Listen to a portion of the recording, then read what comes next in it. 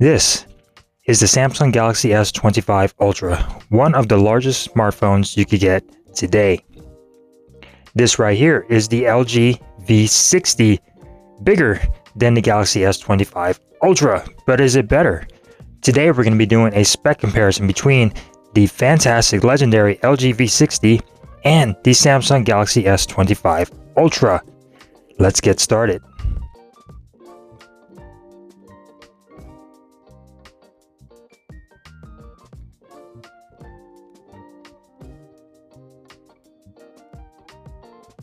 Welcome back to SicErik Tech, where we like to keep tech simple. Today we're going to be doing a spec comparison between the Samsung Galaxy S25 Ultra and the legendary LG V60. Now, a lot of you might be asking, why are you doing this comparison? The LG V60 is like 4 or 5 years old, and it is not relevant anymore. Well, a lot of people are still using their V60, and a lot of people still swear by it. So it'd be fun to go over the specs and see how they differ. So thank you guys for joining me here. If you're new to SicErik Tech, please consider subscribing and clicking that bell icon. That way you don't miss out on fantastic fun videos like the one you're about to watch today. So going on over to the size of each of the devices. So the LG V60, a big boy of a device, almost bigger, in fact taller and bulkier than the Galaxy S25 Ultra, if you could believe that. Screen size is about the same, 6.8 inches, 6.9 inches, but the body of the V60 definitely bulkier and bigger and taller, which is crazy. The V60 is a huge device, coming in at 6.67 inches tall, 3.06 inches wide, and 0.35 inches thin. It weighs at about 7.51 ounces, while the Galaxy comes in at 6.41 inches tall, 3.06 inches wide, and 0.32 inches thin. So definitely a little bit more of a slimmer device. Weighs about 7.69 ounces on the S25 Ultra. Both of these devices do have IP68 dust and water resistance, so that's fantastic. The LG does have the military STD 810G military grade drop resistance on the LG V60, so that's also an extra little thing. But as we all know, both of these devices are made of glass, and glass does break. So as far as the build quality goes, both of these are fantastic. The LG V60 a little bit more dated when it comes down to its design, very bulky. You do have that chamfered edges going along the back glass, and you do have your power button on one side and your volume rockers and your Google Assistant button on the other side. Going on over to the bottom, look at that. You have a headphone jack with a fantastic quad DAC system on here to give you hi-fi audio, USB Type-C, a microphone, and one of your speakers, your bottom firing speaker. Going around up top, you do get a SIM card tray and micro SD card, which is another perk. You get one microphone, and yeah, you get another microphone over here on the side. Going over to the back, you get your camera setup. Very old school camera setup, and as you can see, a fingerprint magnet on the LG V60, and you also get your LG logo at the bottom. You do get an optical in-display fingerprint sensor, which is a little low, and it's not the best in the world. You do not get any facial recognition on the LG V60, and as far as the bezels go, you do have a notch up here with some pretty thick bezels on the V60. Taking a quick look around the Galaxy S25 Ultra, you get all your buttons on one side, your power and your volume. Going around the top, you get two microphones. Going over to the other side, you get your 5G antenna. At the bottom, you do get your S Pen. You get a speaker, USB Type-C, microphone, and your SIM tray with no micro SD card. Unfortunately, going over the back, you get your cameras set up just like you normally do, and some Samsung logo at the bottom. Glad they took off your IMEI number off the back of the device. You do get an ultrasonic fingerprint sensor at a nice position, and this thing is fast, and you also do get facial recognition.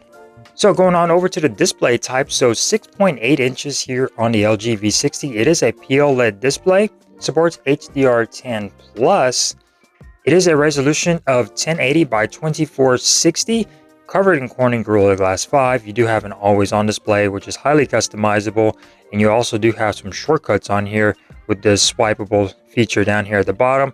You can, when you're playing music, and you could adjust some of your Wi-Fi and Bluetooth and things like that. And you can adjust the clock, so that's fantastic on the LG V60. Going on over to the Samsung Galaxy S25 Ultra, 6.9 inches dynamic LTPO AMOLED display, 120 Hz, supports HDR10 Plus, and does get brighter at 2600 nits. You also have that touch responsiveness on here, which is going to be the HOP 3.0 technology, which makes it a little bit more touch responsive on the Galaxy S25 Ultra. You also have that Pro Scaler mode to give you better quality in videos, and you also do have the anti-reflective coating on the display to reduce reflections on the S25 Ultra. It has a resolution of 1440 by 3120, and it is covered in Corning Gorilla Glass Armor 2. You also do get an always-on display, which is highly customizable on the Galaxy S25 Ultra. So fantastic on the displays. So the only downside I would say is that the LG is rocking a 60 Hertz display, but as far as it goes, a lot of people prefer the natural toned down colors of the V60's display over the very bright and punchy and saturated colors of the Galaxy S25 Ultra. I don't know. What do you think about this side by side? Which display do you prefer? And of course, you have more of a dated look over here with the thicker bezels, the notch, as opposed to thin bezels and hole punch cutout on the Galaxy S25 Ultra. Comment down below, which display do you think looks better? So going on over to operating systems, on the LG V60, it is stuck on Android 13, and it hasn't been updated since March of 2023. So no more updates for the LG V60. Unfortunately, it is stuck on Android 13. Over here on the Galaxy, it is Android 15 with One UI 7.0. So that's fantastic. Going on over to processors, you get the Snapdragon 865 here on the LG V60, 8GB of RAM, 128GB of internal storage, but you are able to expand that with micro SD cards, so that's fantastic. Going on over to the Galaxy, you are running the Snapdragon 8 Elite processor. This particular model has 512GB of storage. No micro SD card expansion, unfortunately, on the Galaxy S25. You also have other options to go all the way up to 1 TB of storage on the Galaxy S25 Ultra. The GPU is going to be the Adreno 830, while over here on the V60, you get the GPU Adreno 650. Over here on the V60, you get UFS 2.1 storage, while over here on the Galaxy, you get UFS 4.0, and that pretty much just means faster writing speeds on the Galaxy, but the V60 is no slouch. When it comes down to performance on both of these guys, they're both actually pretty good. Obviously, the V60 is an older device. It may not do things as fast as a newer device, but there are no holdups over here on the V60. There's no throttling when it comes down to heat management. Much like smartphones today, they get hot, they start to lag and throttle. The V60 will just keep on going despite what you throw at it. Like I said, it's not the fastest in the world, but it'll definitely get the job done with no issues. It's very reliable. While over here on the Galaxy, again, very reliable. It is faster, it is more powerful, but you do get that thermal throttling at some points if you were to push it. While on the V60, it just keeps on going like the Energizer Bunny. Going on over to the cameras. So the V60 does have a 64 megapixel main sensor. It does support optical image stabilization, and it does have an aperture of f1.8. You get a 13 megapixel ultra wide camera, aperture of f1.9.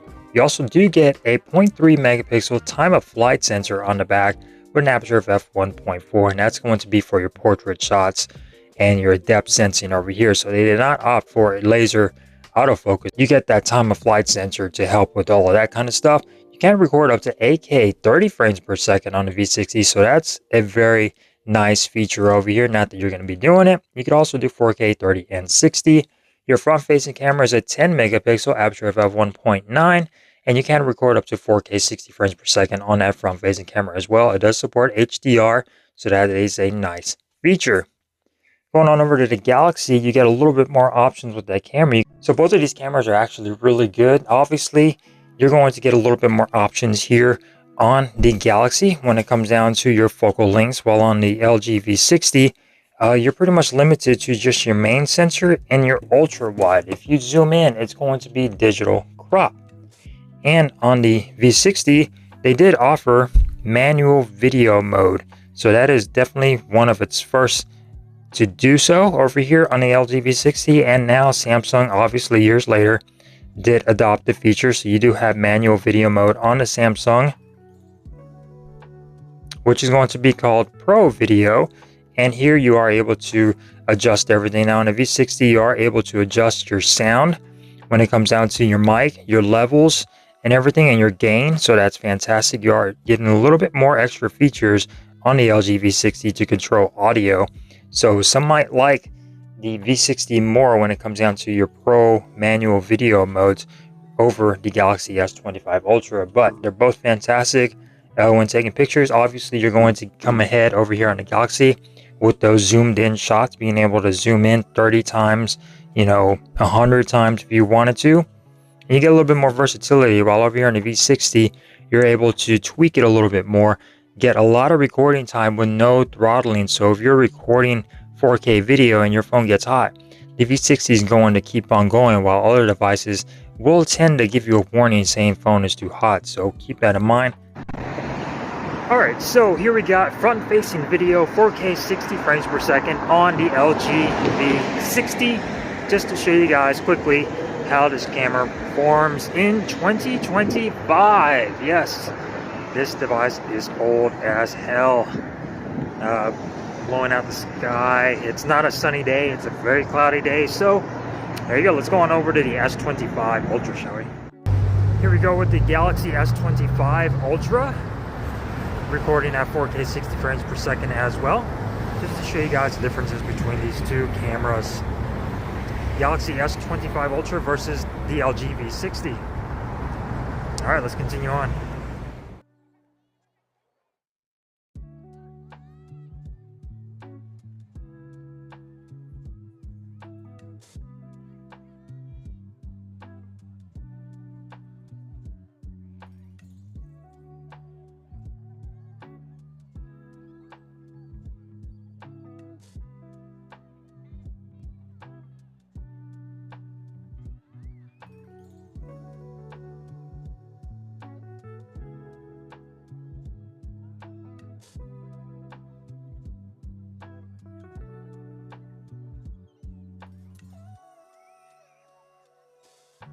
Comment down below on which one you think might look better. Obviously, you're getting a little bit more natural colors over here on the V60 when it comes down to photo and video, while over here on the Galaxy, it's a little bit more punchy.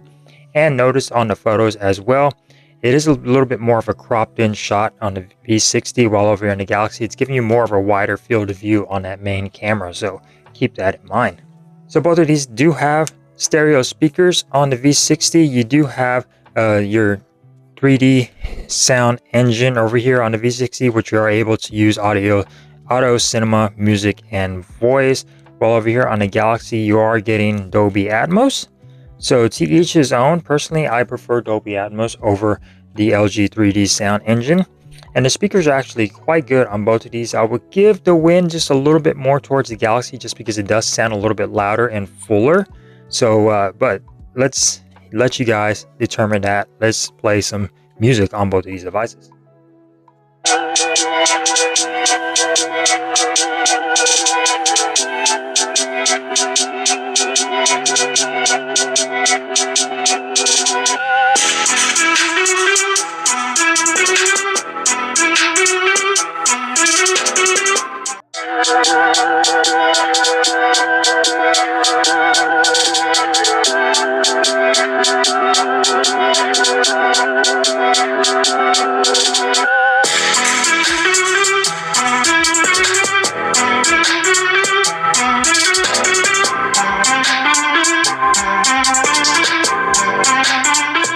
So which one do you think sounded better, the LG V60 or the Samsung Galaxy S25 Ultra? Comment down below. Now another advantage in audio that you're going to have on the V60 is going to be this hi-fi quad DAC. You are able to connect a really nice pair of headphones and listen to some very fantastic audio quality music, either FLAC or whatever you use. If you use Tidal, you are able to take advantage of that high quality music with this hi-fi quad DAC. And let me tell you, this is fantastic. Get yourself a nice pair of IEMs and listen to your favorite tracks, and you will be blown away. While over here on the Galaxy, obviously you do not get any sort of headphone jack on there. You're just going to be using your USB Type-C or Bluetooth. So keep that in mind. But the Samsung does sound good, you know, obviously. Bluetooth is going to sound good, but using analog is going to sound much, much better. So another feature the Samsung does have is going to be your S Pen, which you are able to take notes and jot down and sign documents. You are able to draw on here as well. You have Drawing Assist, AI Assist, Galaxy Notes, Screen Write, and Write on Calendar. You can do a whole bunch of stuff with this S Pen, but one thing you can't do is take a picture or anything, since the S Pen does not have any Bluetooth functionality. But that's neither here or there. That's just one feature that they took away, but that is another difference. You do have an S Pen. Now the LG V60 does support stylus on here, so you are able to buy a third-party stylus and use it on the V60 just the same way, but you also won't have that Bluetooth connectivity over here, but it does support stylus on the LG V60. So another perk the LG V60 has is going to be its dual display case. You are able to have a dual display case installed on the LG V60, which will give you a lot more functionality when it comes down to dual screen on the LG V60. You are able to multitask on here. You're able to open up apps on both of these, so that's fantastic.